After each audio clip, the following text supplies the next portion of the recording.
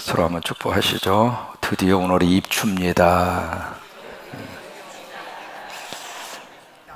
가을이라 가을바람, 이 음정과 박자가 완전히 맛이 같습니다.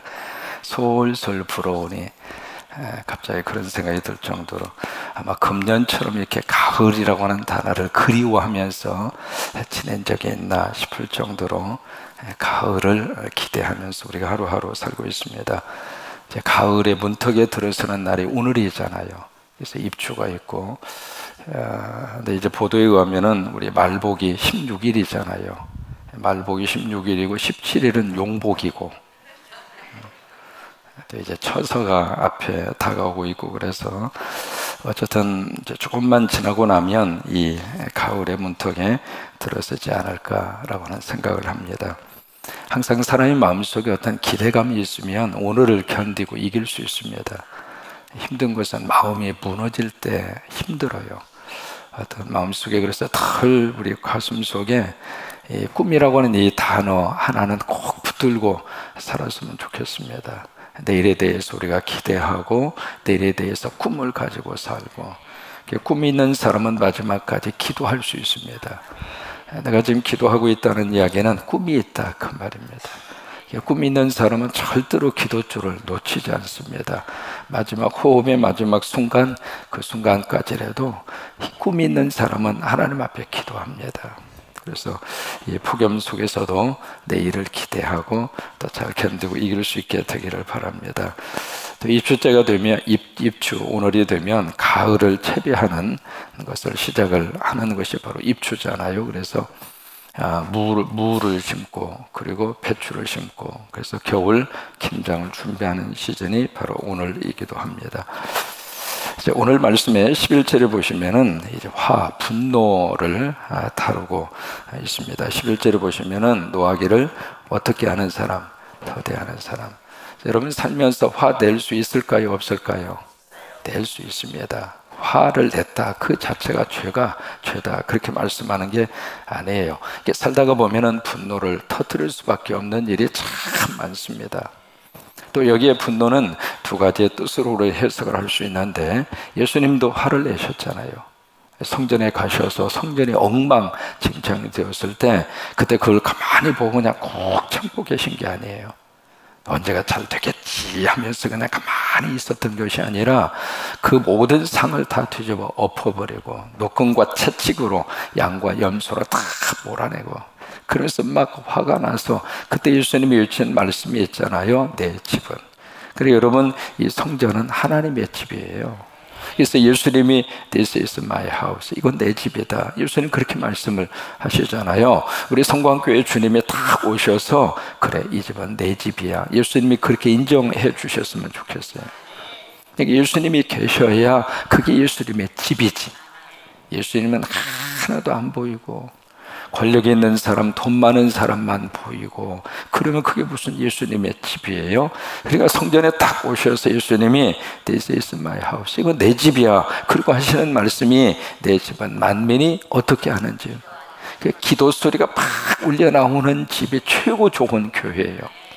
시설 좋고 냉장고, 냉동 시스템 팡팡 나오고 그런 교회도 좋은 교회일지 모르지만 기도 소리가 계속 나오는 교회, 여기서도 막 주여 주여 주여 하고 여기서도 막 아버지 아버지 하고 여기서도 막 주님 주님, 그러니까 기도 소리가 끊어지지 않는 교회가 최고로 좋은 교회예요.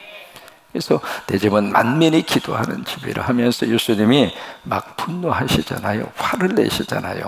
여러분, 그런 분노와 그런 화를 가리켜서 앞에다가 하나 붙입니다. 뭐냐면 거룩한 분노라 그래요. 그 분노는 바로 분명한 목적이 있어요.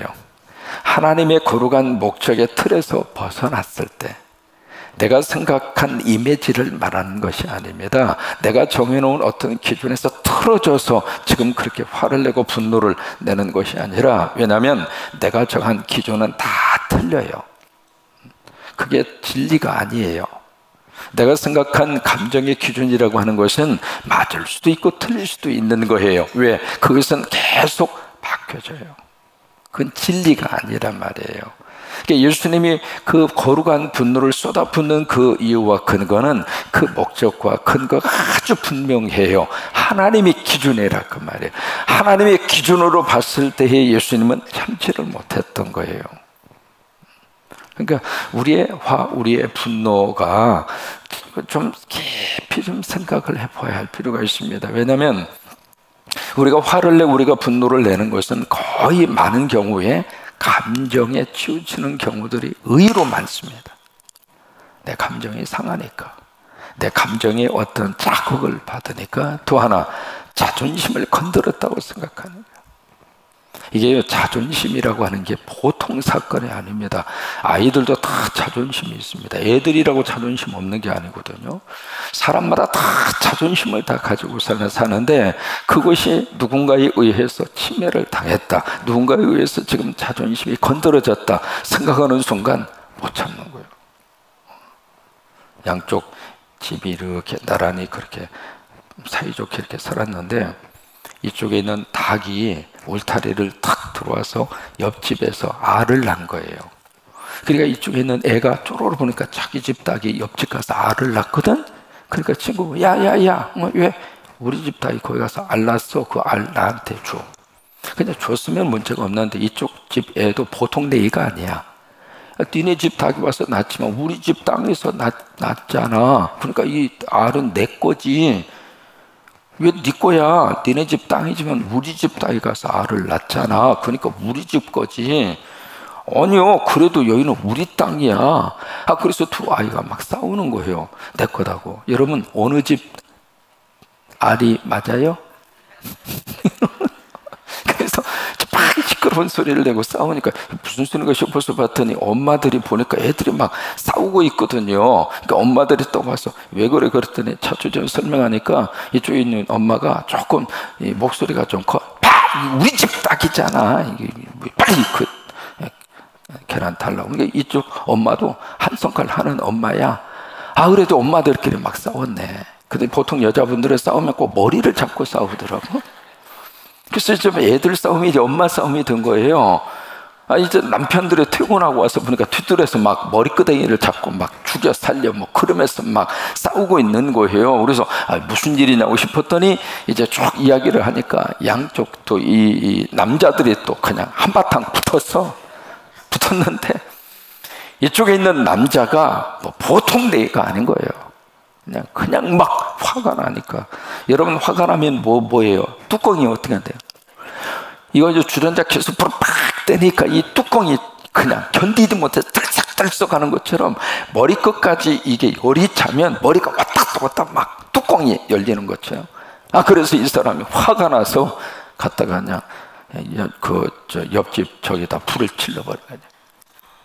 그러니까 불이 활활 타버린 거예요. 그냥 활활 타오르고 있는데 옆집에 이제 불이 붙었으니까 이게 지금 비상사태잖아요.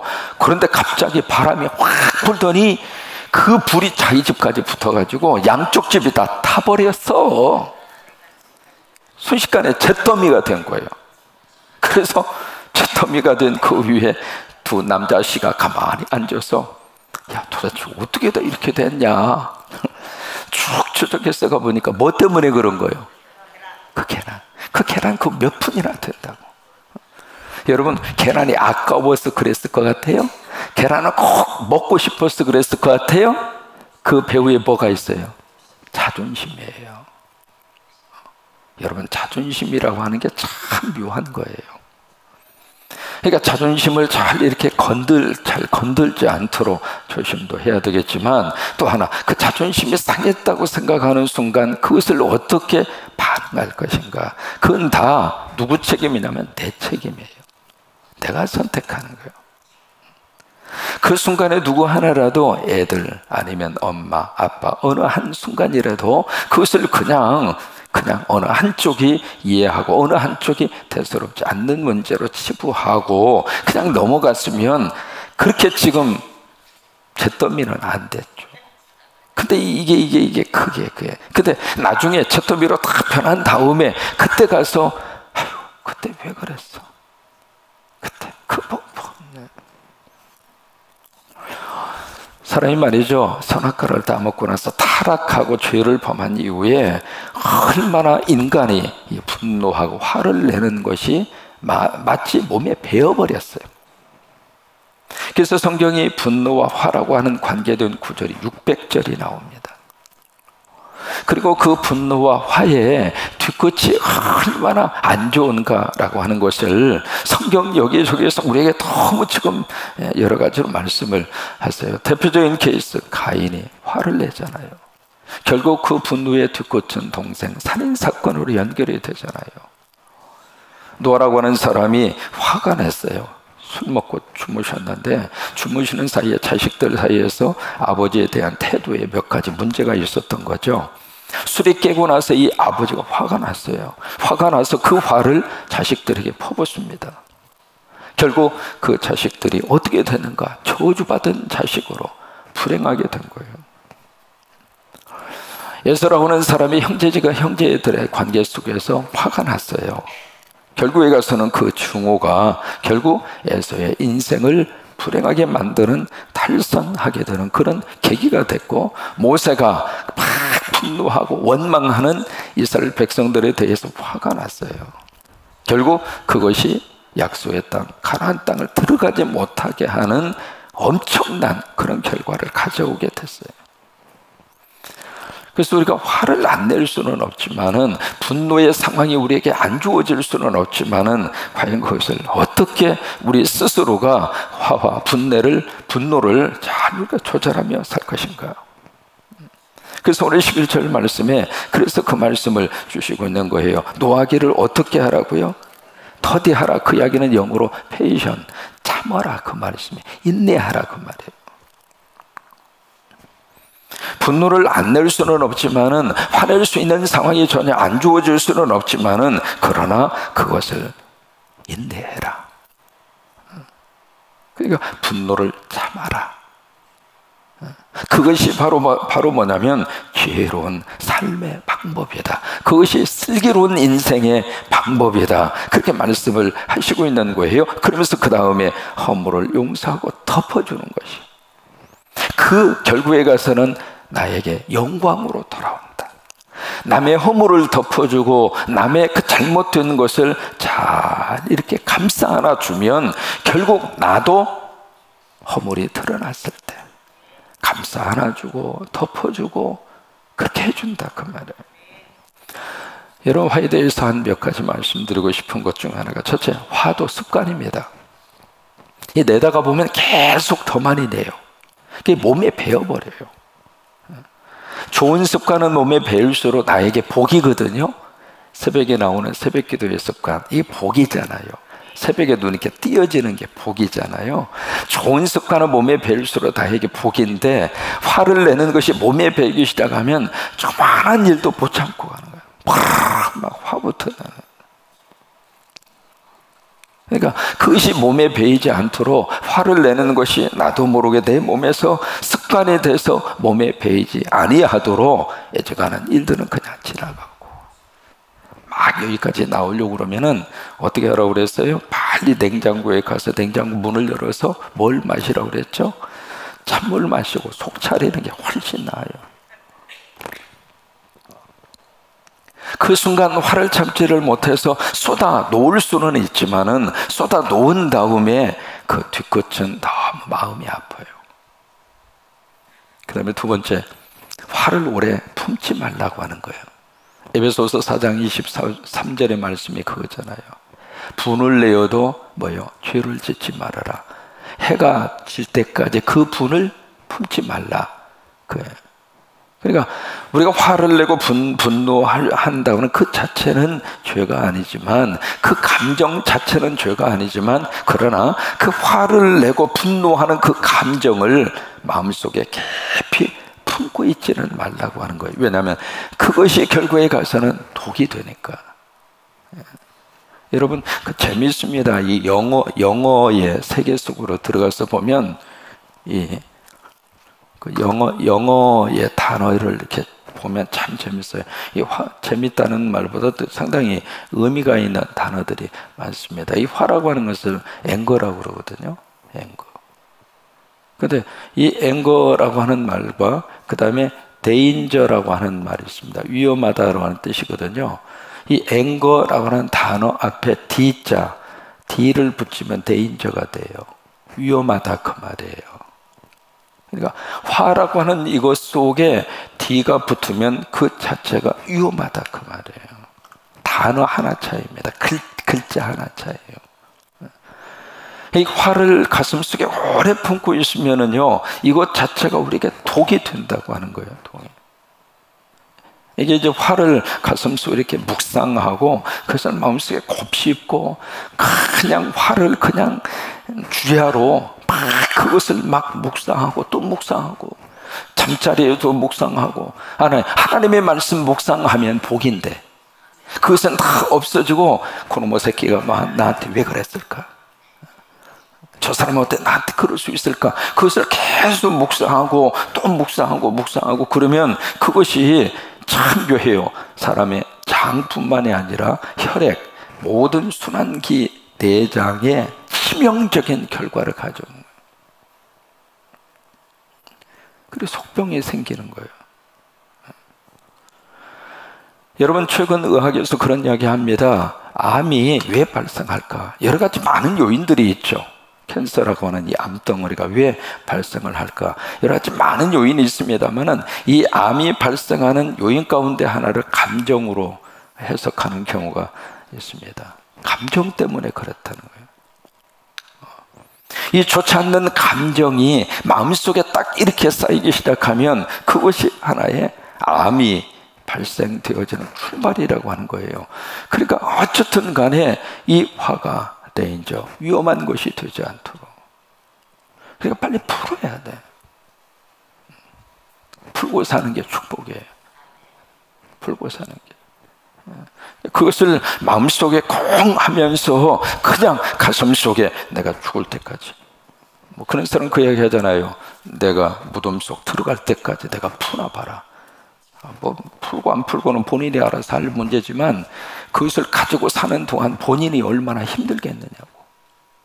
그러니까 빨리 푸는 게 좋아요. 푸는 게.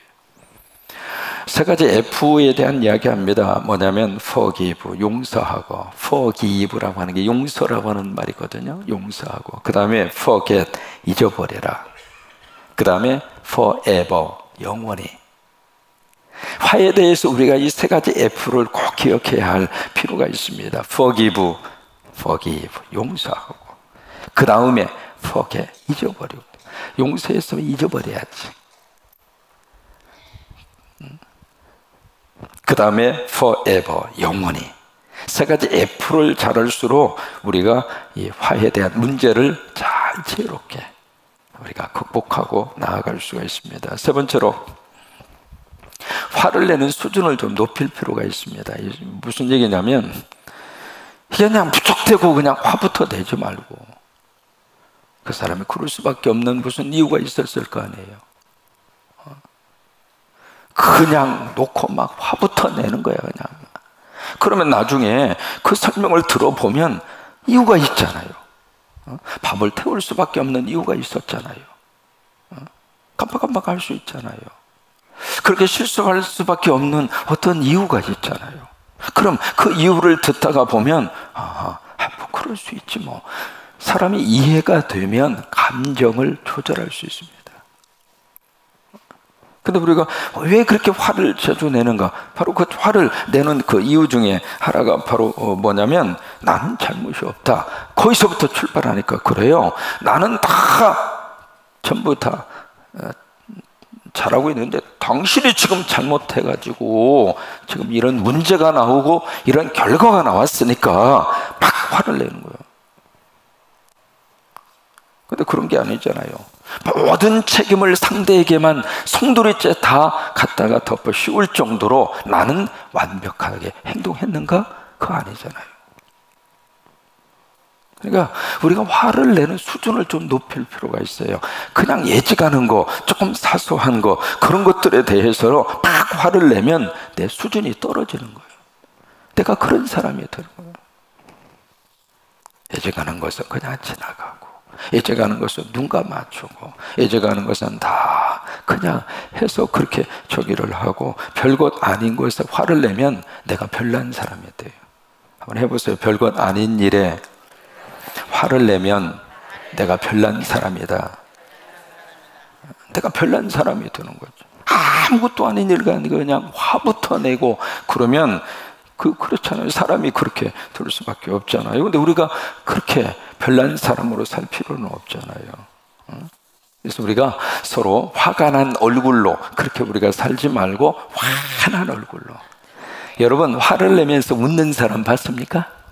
막 스트레스 받고 막 머리 막 뚜껑 열리고 열받았는데 그러면서 화나는 사람이 있습니까? 네. 화가 난 얼굴로 살지 말고 화난 얼굴로. 이것도 따라서 하세요. 화가 난 얼굴로 살지 말고 화난 얼굴로 살자. 자, 서로 한번 보시면서 화난 얼굴로 삽시다. 화난 얼굴로 삽시다. 환한 얼굴로 삽시다. 그런 하루가 되시기를 주의 이름으로 축원합니다.